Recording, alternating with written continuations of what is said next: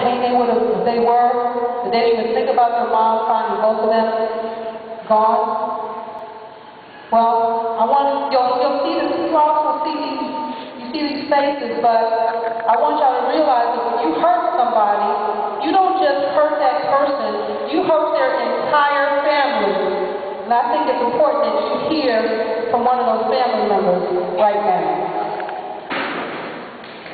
He's been gone 818 days today. Seems like it was yesterday.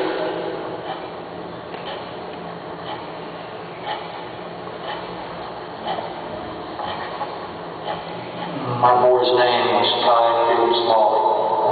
His name is Kurt Smalley. I'm Ty Smalley's dad. He had been being picked on for over 2 years in school, and he was being picked on because he was small for his age. You know, they call him Shrimp in Tiny Tim, and he hated it. They'd shove him in lockers, cram him in trash cans. He hated it. But you can't be who you're not, you know. One day he finally had enough. He was suspended for 3 days. Told him to do his homework and chores. We told him, we talked about that evening when she got home. Laura came home at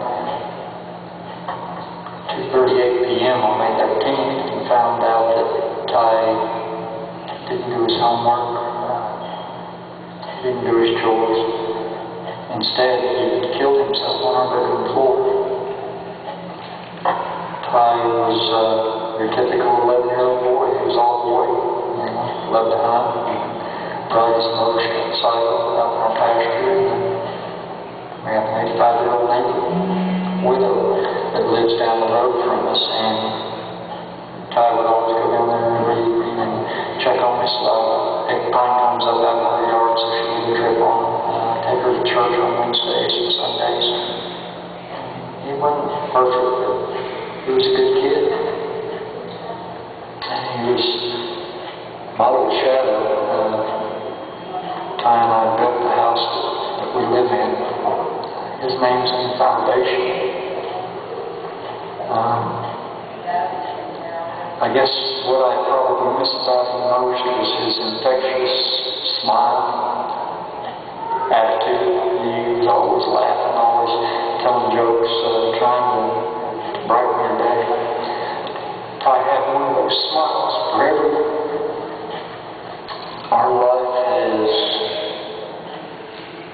become not ours life anymore. It's a nightmare. Every single day is a nightmare with our baby. We relive that day every single day, over and over and over. I would tell a bully to stop.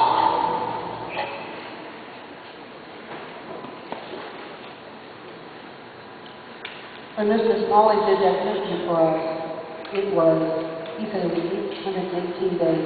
It's been 70 days since then.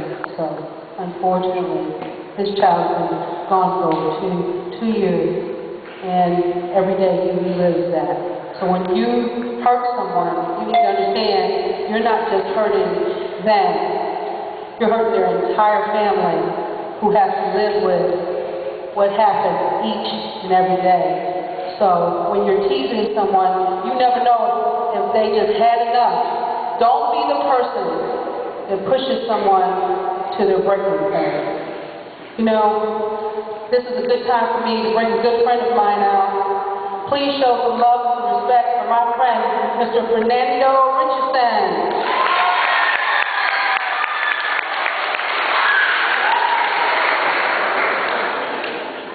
So Fernando, have you ever been bullied? Yes, big time. When did it start? I started for me when I was in the 4th grade. And when did it get its worst? When I was in the 9th grade, I got tired of bullying, talking about me and calling me names on my clothes, you know, my hair and everything. So So when did it get to the point where you actually thought about taking your life? I just couldn't take it anymore. Every day, you know, it was just, I just felt like I didn't have anybody to turn to. So I just wanted to end it all by hanging myself. Well, you're here now, and I thank God you didn't do that, but what gave you the strength to finally say, I'm not going to listen to people anymore? I realized that you can't let anyone dictate who you are and what you're going to be in life. Those are powerful words, God. You cannot allow anyone to tell you how you're going to be. Well, Fernando,